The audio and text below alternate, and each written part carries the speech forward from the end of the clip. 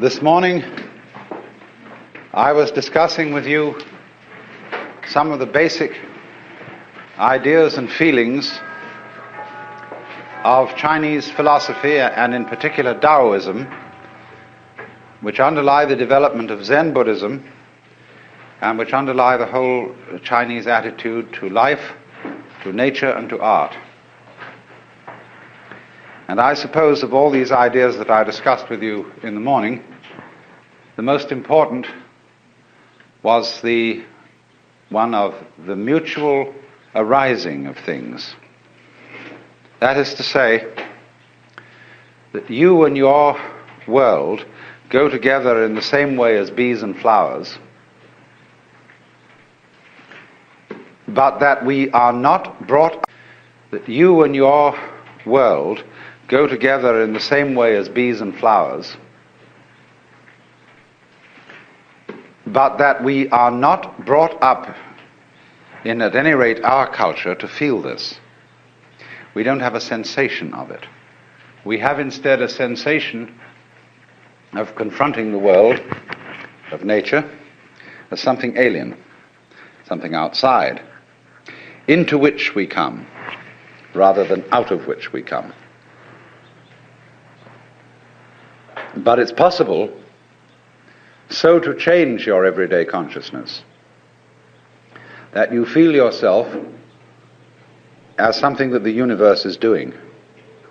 It's as if you changed your center of gravity, your center of operations, from that little man inside the head, called the ego, to, we do though first have to have a short look at what Buddhism is, as a product of India.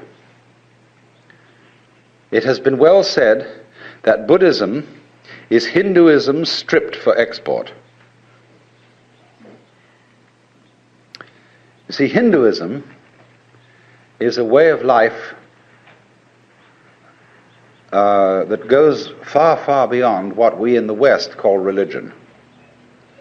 It involves cookery, everyday family life, house building, just everything. It's the whole Hindu way of life. And so you can't export it, just as you can't export Shinto from Japan. It belongs to the soil and the culture. But there are essential elements in it that can be transmitted outside the culture of India. And Buddhism was one of the ways of doing just that. So one might say simply this, to try and sum up what Buddhism is about. The word Buddha is derived from the root Bud in Sanskrit, B-U-D-H, which means to be awake. So the Buddha is the awakened man, the man who woke up. What does he wake up from? Obviously a dream. And what kind of a dream is this? Well, I would call it a state of hypnosis. And this state of hypnosis, although I'm using hypnosis in a rather archaic sense of the word, is entranced, spellbound, fascinated, and this is called, in Sanskrit, avidya. A-V-I-D-Y-A. Vidya is knowledge in Sanskrit. And it is the root from which we get videre in Latin, to see, and so vision in English. So putting the A in front of it means non. Avidya, not seeing. Ignorance, ignorance. I was discussing that this morning. Where you see but you ignore everything that you're not looking at. When you put the beak of a chicken on a white chalk line, and the chicken is fascinated with that and can't get away from the chalk line, that's avidya. So in the same way, our beaks were put on a chalk line. when we were hypnotized into the notion of attending to life by conscious attention alone, by the spotlight to the exclusion of the floodlight. And so we began to imagine that we were separate individuals. What is called in Buddhism Sakkaya Drishti, the view of separateness. And a Buddha is one who has overcome that. He is awakened from that illusion, from that state of hypnosis, and he knows that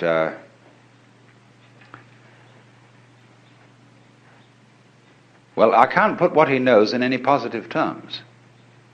This is the special thing about Buddhism. This is the special thing about Buddhism.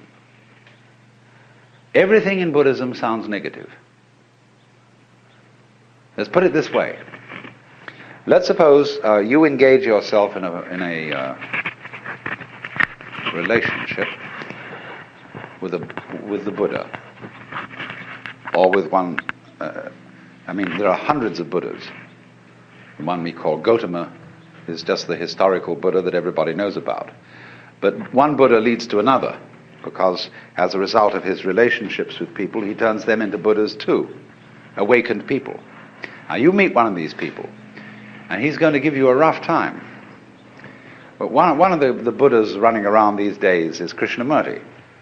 And Krishnamurti absolutely destroys everybody's religion. Why do you believe this? Why are you hanging on to that? Why do you want to insist that fixed formulations, all the ideas to which you cling, are spurious? And then you suddenly get into a kind of vertigo, dizziness, that you feel suddenly that you're no longer standing on the firm ground, but that the universe has suddenly turned into water, or worse, air, or worse still, empty space. There's nothing to hold on to. Now you see, often when one discusses religion with people, they say, well, I need a religion because I need something to hold on to. Well, that's the way not to use a religion. Because if you use religion as something to hold on to, your religion is an expression of unfaith. Faith is where you let go, not where you hold on. When the cat falls off the tree, the cat relaxes, you see.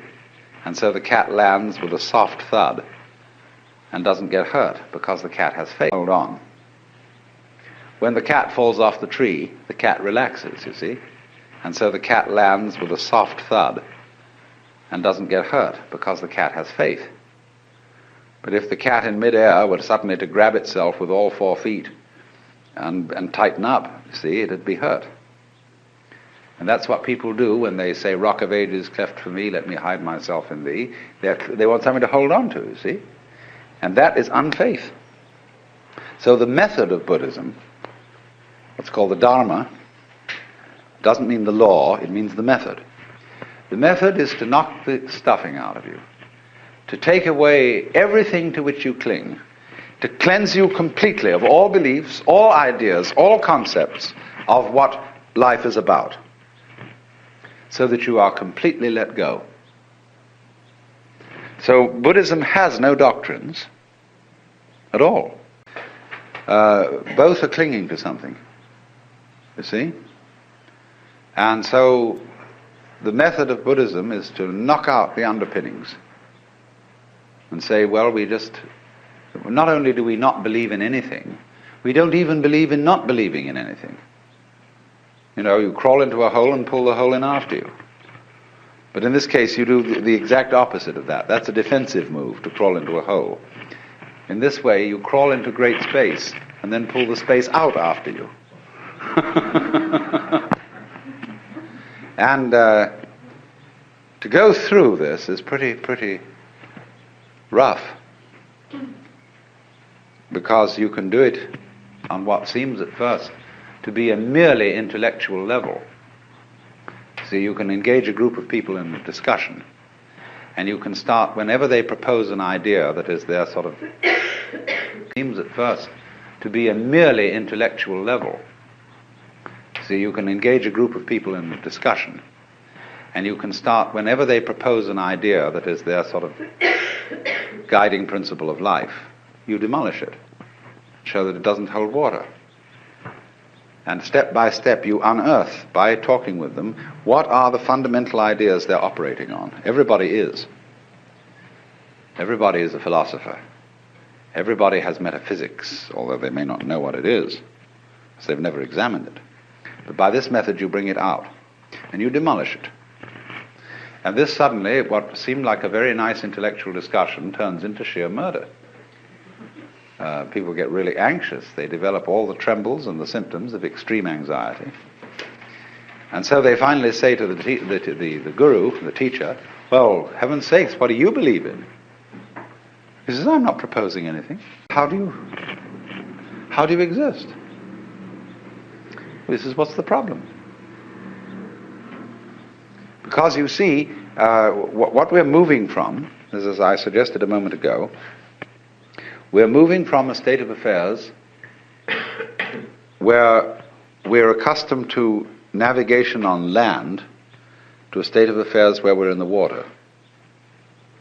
And this is very critical for today because the impact of modern science on Western culture has been very similar to this. In Christianity, we sing hymns like How Firm a Foundation and Rock of Ages, Ein fester Burg, a mighty fortress is our God. We've something to stand on. The church's one foundation is Jesus Christ her Lord, you know. And it's this firm thing. All right, sudden foundation is Jesus Christ her Lord, you know. And it's this firm thing. All right, suddenly all that disappears or becomes implausible. And we find ourselves swimming or sinking. Now, when you find that you're living in the midst of the universe of relativity, well, there's nothing you can hold on to. You've got to learn how to swim. And to swim, you've got to relax and stop grabbing. So this is what Buddhism does. When it says it's the art of let go, of non-attachment. Non-attachment doesn't mean that you lose your appetite for dinner. It means simply that you stop grabbing. You get rid of stickiness. Stickiness in the sense of, for example, when a wheel has an axle that's too tight and it sticks. You want to loosen it up a bit. You don't want it too loose. You don't want it floppy. Like a lot of people, when you tell them to relax, they become like a limp rag. It's not relaxing. Relaxing is having still tone. But it's a middle way. So this is entirely what Buddhism is about. It's about learning, for example, if I may put it in a vivid way, when you were born, you were kicked off a precipice.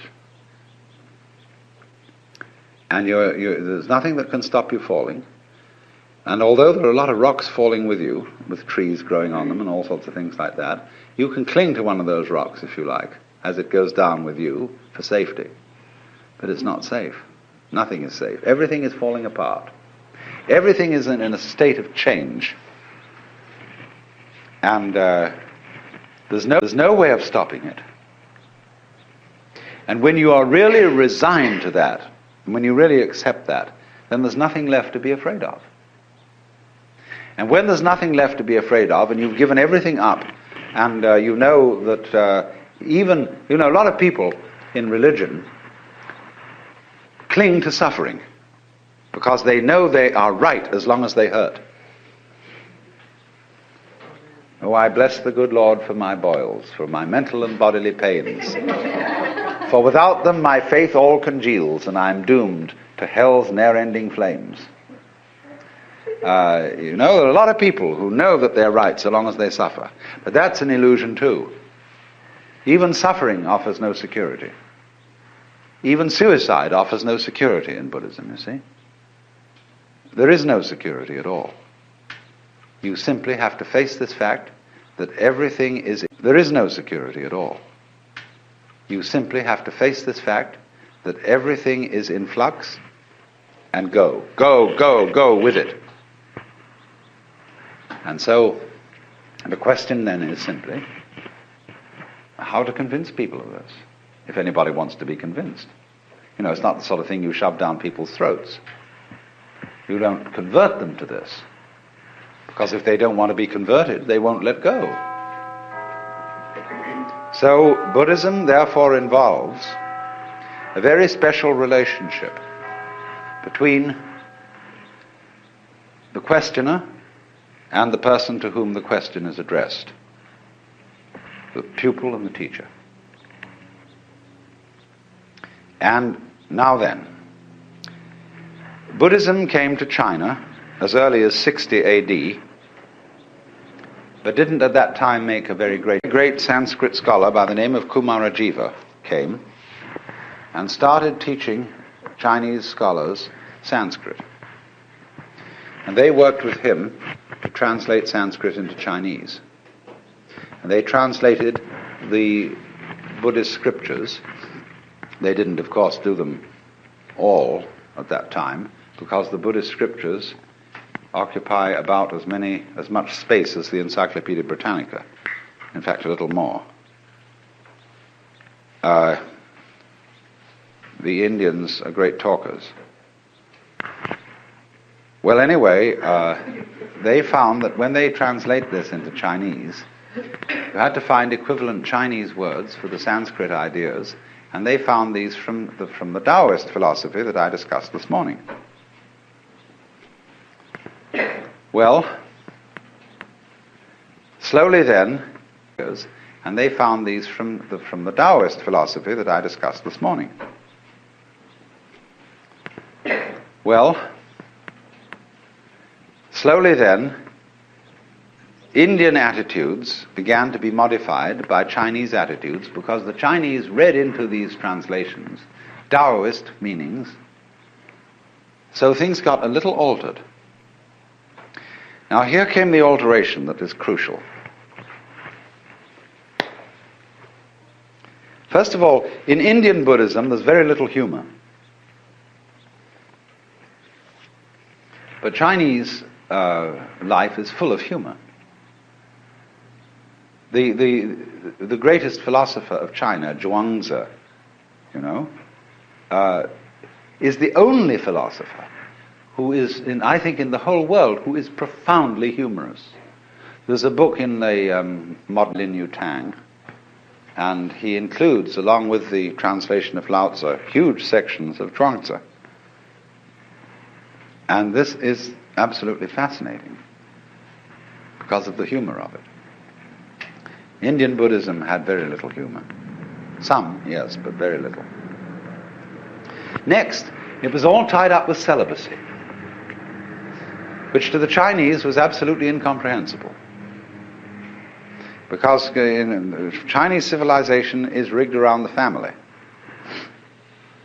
to a far greater extent than ours is, which is saying something. And they just couldn't see any point, which is saying something. And they just couldn't see any point or any wisdom in celibacy. When Buddhism came to China, it still retained a certain element of celibacy, but for different reasons than Hindu. The Chinese way of celibacy is not that sex is naughty, but it's terribly convenient not to have a wife.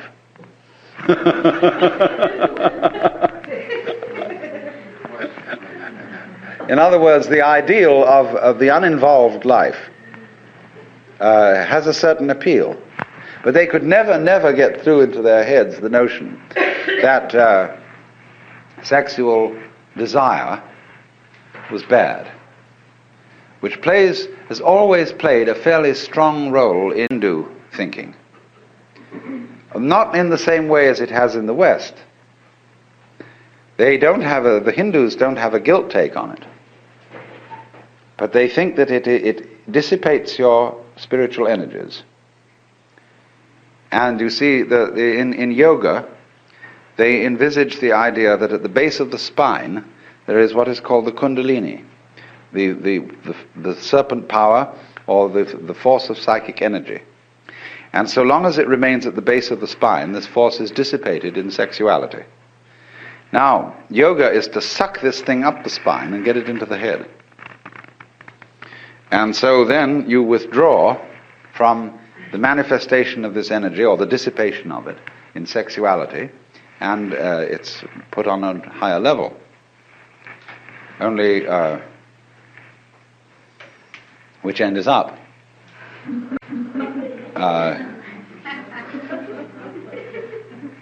You can do it the other way too. They have what's called the right-hand way of doing it and the left-hand way of doing it. I'm not going to go into that now. But the Chinese didn't see it that way. They couldn't see that it was a dissipation of energy.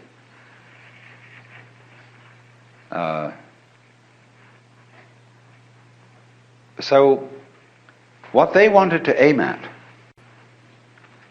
was a way of living Buddhism and being awake, but at the same time remaining active in the ordinary life of the world. It's what's called, in their phraseology, being king on the outside and a sage on the inside. Managing practical affairs, completely involved in whatever life is, but at the same time inwardly living on top of a mountain. Whatever life is, but at the same time inwardly living on top of a mountain, being cloud-hidden, whereabouts unknown. So Chinese Zen is the preeminent expression of this, because it is the mixture of Indian Buddhism and Chinese Taoism plus a certain Confucian practicality. Zen developed out of the work of Kumarajiva. Came into China, as I said, 400 or a little before. He had two disciples who began to work on Buddhism from a Taoist point of view, and they were actually the originators of Zen.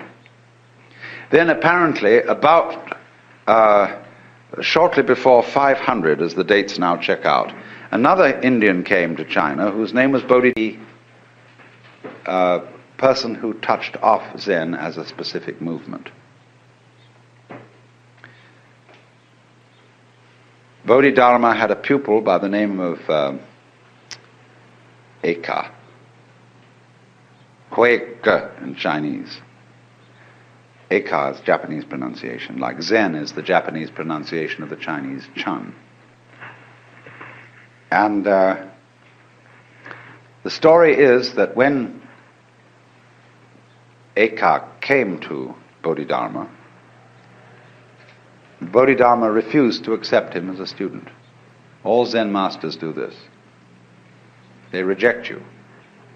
And this stimulates you, you see, to come back stronger. If you're going to learn at all. And Eka came back stronger and stronger and stronger, and Bodhidharma resisted him stronger and stronger, and finally he cut off his left arm, you see, to come back stronger. If you're going to learn at all. And Eka came back stronger and stronger and stronger, and Bodhidharma resisted him stronger and stronger, and finally he cut off his left arm and presented it to Bodhidharma. He said, look, here's my left arm given to you as a token that nothing in the world matters to me except to find out what you're all about.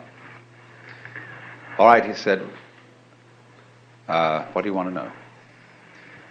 Eka said, I have no peace of mind. Please pacify my mind. In Chinese, mind is this word pronounced shin. And shin is here. Shin is the heart mind. It's the psychic center. And so Bodhidharma said, bring out your shin here before me and I will pacify it. What all the thing was about. That's the experience called Satori in Japanese, Wu in Chinese, Mandarin, and in the Cantonese dialect,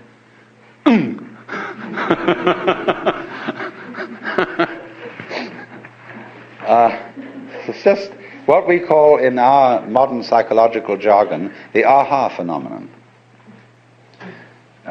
the aha phenomenon. Aha! Now I see.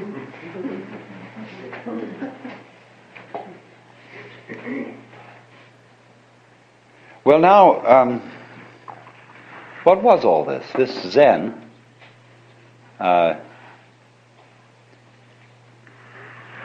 which in Chinese is this character.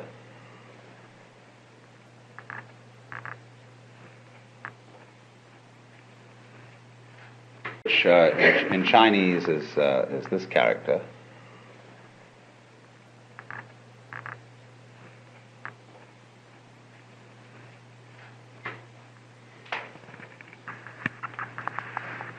Is a translation of the Sanskrit word jhana,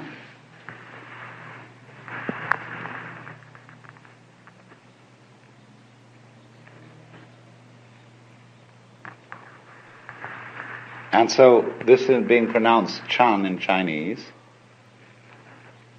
and Zen in Japanese.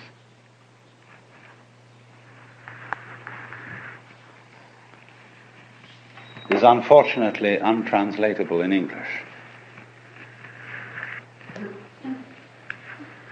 It designates a certain state of consciousness that is sometimes called meditation. I would prefer to translate this word with the notion of total presence of mind. When we say a person is crazy, we often say they're not all there. Now go to the opposite of that and visualize a person who is completely there, or who is completely here. A person who lives totally and absolutely now. That doesn't mean he's incapable of thinking about the past or the future, because thoughts about the past and about the future are included in the present. You have them now. But imagine the kind of person who is not distracted, who when he talks to you, it really gives you his whole being, who doesn't, as it were, look over your shoulder and wander off to something else. Somebody who, first of all, is living free from attachments. And I made the point that this is not abandoning a sense of a good appetite for dinner, but it's stopping sticking. In psychological jargon, you don't block. A mind of no hesitation, it's sometimes called. In Chinese, the phrase mo zhi chu is used, of going straight ahead. So supposing somebody walks up to you on the street and says, "Are you saved?" Now, most of us who are intelligent people feel embarrassed by such a question. You know, what's this wretched Salvation Army person or Jehovah's Witness doing asking me whether I'm saved or not? And we're all a little bit, what do you do with a nut like that? So, but as in Zen, this is a perfect moment to respond, see? To the most embarrassing question, are you saved? But Zen comes back in a very funny way. In Zen, one doesn't give philosophical answers to a question like that. You give practical answers. I had a boiled egg this morning.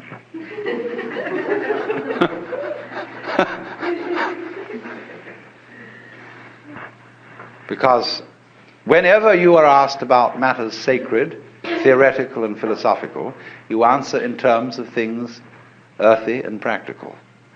But then on the other hand, when you are asked about things earthy and practical, you answer in terms of things religious and philosophical. Is dinner ready? Who's asking this question? Who are you? Who are you? So, this is then the flavor of Zen, is, Bodhidharma is supposed to have meditated so long that his legs fell off. And he's usually drawn this way, something like this anyway.